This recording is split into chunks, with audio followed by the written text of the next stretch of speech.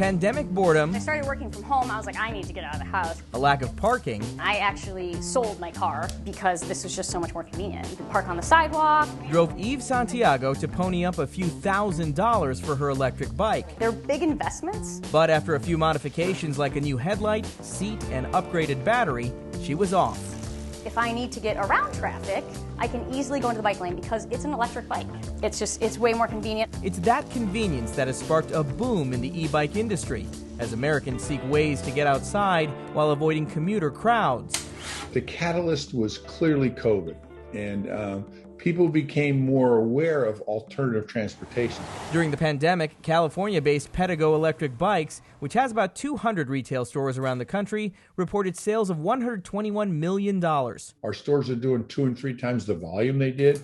Used to take a year before they break even. Now they break even in month 1, and they start making money in month 2. It's just, I've never seen anything like it.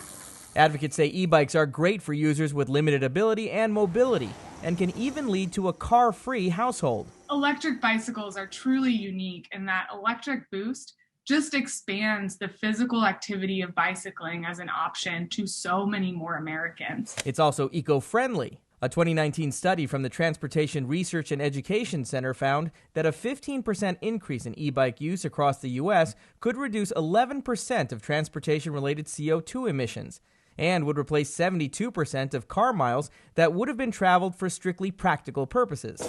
Electric bikes can range in price from the very low end at around $600 to $8,000 for high-end e-bikes, not including customization. If you're in the market for an e-bike, it's important to note there's an effort to try and make this kind of transportation more economical for the average consumer. The E-Bike Act, introduced in the Senate with a companion bill in the House, would prioritize electric bicycles as a zero-emission mode of transportation.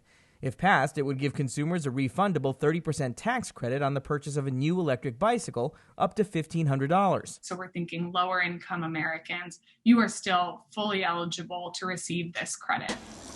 Advocates say the goal is to replace short car trips with CO2 eliminating electric bike trips. You can do it with cargo in the back. You can do it with your groceries for the week. You could do it for deliveries, things like that.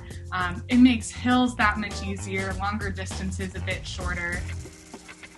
For enthusiasts like Eve Santiago, it's just charge and go. It's so much more convenient to say, hey, I've got to go run an errand, I'm going to hop on the bike. You don't have to worry about street parking. That is a huge, huge thing. Reporting from Chicago, I'm Usher Qureshi.